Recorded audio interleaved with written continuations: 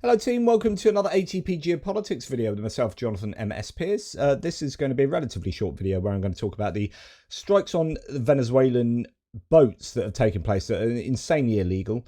I've already talked to you about this before, about how illegal they are and how they're not following due process and how you can't just go and blow up boats in the middle of the Gulf of Mexico without any due process and just say, well, they're narco-terrorists, and adding terrorist onto drug because then it's more enables you to use military force on them, because this then becomes a sort of war. I know we often hear war on drugs, etc., but you know, you're taking something that is a criminal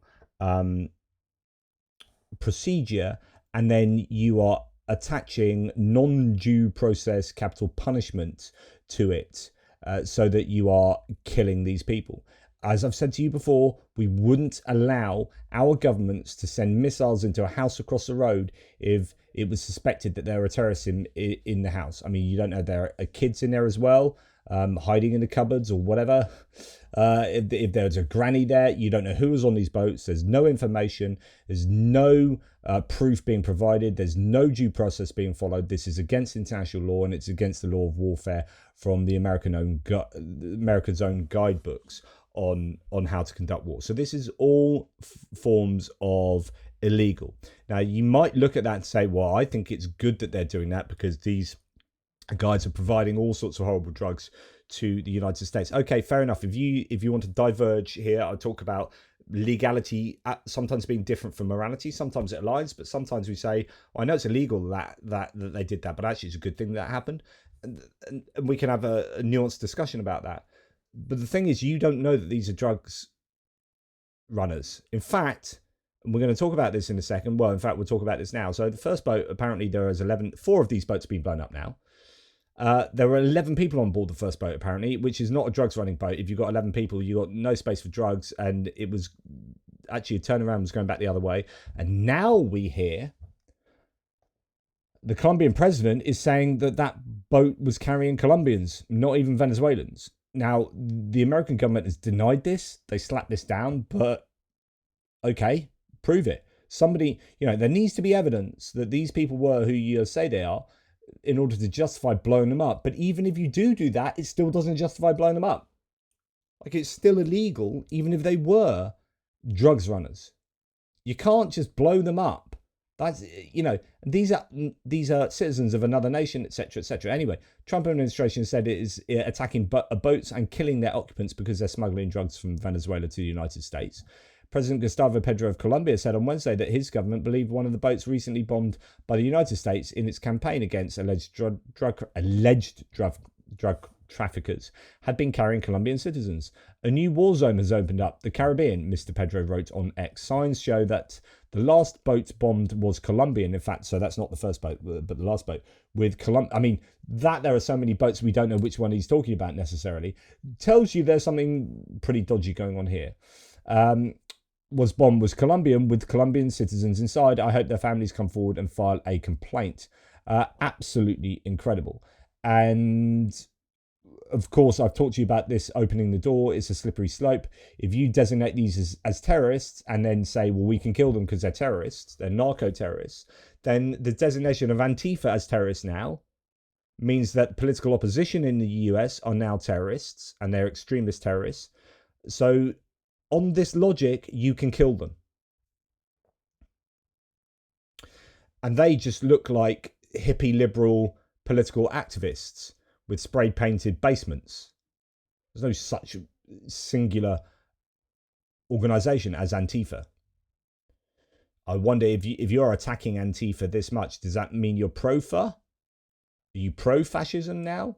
Anyway, so this is illegal, and there's absolutely no argument you can make that suggests otherwise. I'm sorry, it's just like, I've not seen any decent defense of this from a legal point of view. But that's not what this video is about. This video is about an incredibly unconscionable posting from the Secretary of Department of Homeland Security. She says, Kristi Noem, on Twitter here says, President Trump loves the American people. That is why drug traffickers and narco-trafficking boats will no longer be allowed to transport deadly drugs into American territory. Thank you, POTUS Trump, for protecting our shores. And she posts this AI video that is quite simply disgusting. Now, I'm going to play the sound for the first few seconds, but then I will be hit by a copyright infringement notice. So I'll then mute it and then read you the lyrics. So this is Captain Bonespurs here, Trump being in charge of blowing up these boats. And this is a song sung to the theme tune of the Love Boat, that show from, what is it, 70s in the US. So this is how it starts. The drug boat. Okay, so you can imagine that going on in that very 70s way. So the drug boats, says the song, now are destroyed and our ocean chum. The drug boats, with a picture of blood and water, perfectly blown into oblivion. All sung beautifully, of course. Wiping out narco terror, President Trump and J.D. Vance. America, they love. They're protecting our shores. You're not welcome here.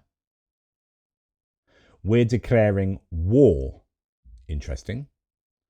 No more drugs. We'll bomb everyone. Drug boats. Drug boats. Boom. The drug boat. And ends in, well, in this fashion. It's the same kind of people that have done a whole bunch of memes similar to this. Okay. This is horrific because this is the, on the one hand, glorification, and on the other hand, comedic dismissal of human life here.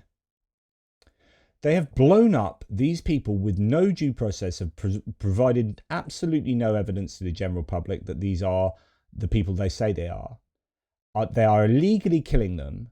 And then the person, one of the people in charge in the government, responsible for the government's activities, is glorifying this with a hilarious Love Boat song pastiche. It is outrageous. I'm going to leave some analysis here to the Pod Save America pair. America, they love. I mean, it's just worth pointing out in this absurd time that is a video of people being killed. Yeah. With people being murdered. People being executed through with no due process, no evidence, just killed. As it sent out as a joke by the Secretary of Homeland Security. And they are saying merely that they are narco-terrorists that they killed, which, even if that's true, is not a legal basis to kill people. They have not, the government has not even bothered to say who they are, who they were, has not even bothered to, like you said, offer any evidence whatsoever, offer the identities of the people. The president of Colombia this week said actually one of the boats was a bunch of Colombian citizens in the boat. And is that true? We don't know, because the U.S. government will not provide any information about this. They are just saying, trust us, we are murdering people at sea, and we're saying they're narco-terrorists, and we don't have to tell you anything else. All we have to do is make AI parody videos to the fucking Love Boat, which is a song that is probably on Donald Trump's iPad that he plays in the new Rose Garden Cafe. and absolutely ridiculous. And I would say unconscionable. And remember,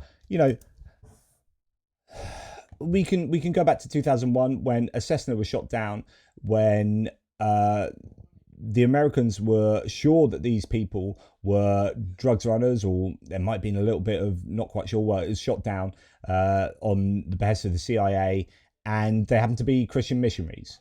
It's like, okay, well, can we apply the logic or can we apply this analogously to those boats?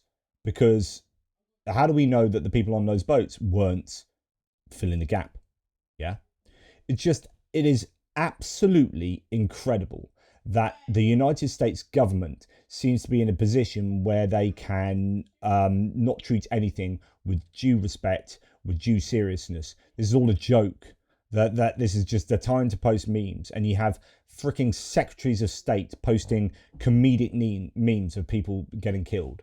This government is so unbelievably unserious, and to the point of being deeply, deeply inappropriate, insensitive, insulting, and morally bankrupt. Morally bankrupt. Anyone that supports this kind of activity, I honestly, you're not my kind of person.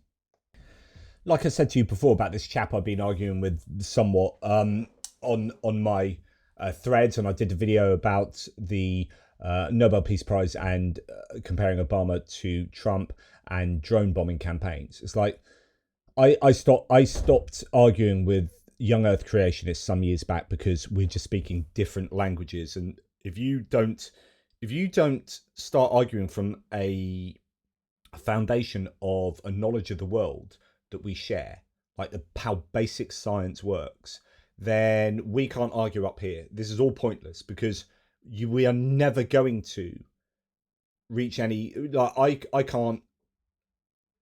We're speaking different language, so there's just no point arguing. So we have to agree with these facts down here, and it's just almost the same here. It's like if you're going to sit and justify what the government is doing here in a way that you would never justify this if it was, say, Obama doing this, right? You never would have done this. And if the Obama administration brought out all these horrific songs, you know, belittling the death of, I don't know, whoever, you know, you would, Fox News would be going insane. They would be going insane. Obama was done for wearing a tan-coloured suit, right? What is going on here? You've got the President of the United States, Donald Trump, making private messages through an unencrypted social media app that he owns. So not only is he making money off using it as his mode of communication, but it's deeply, deeply unprotected. And then you got Hillary's emails. We're not speaking the same language. We can't have debates because you are just, your whole foundation of reality appears to be just completely different from mine. And I don't know what to do. I don't know what to do in terms of reaching across the aisle and trying to convince people that something the Trump administration is doing is deeply, deeply wrong. Because it's Teflon. You're Teflon. It just slips off. You're made of a different material. You're made of Teflon. There's no point discussing things. That's kind of how I feel often, which is a real shame because, you know, I love getting involved in arguments. Anyway, this is Unconscionable, and Kristi Noem, I find that disgusting. Is this what American cabinet members are now reduced to? Is this how serious governance is? Is that what American politics is all about now? What a sorry, sorry state of affairs.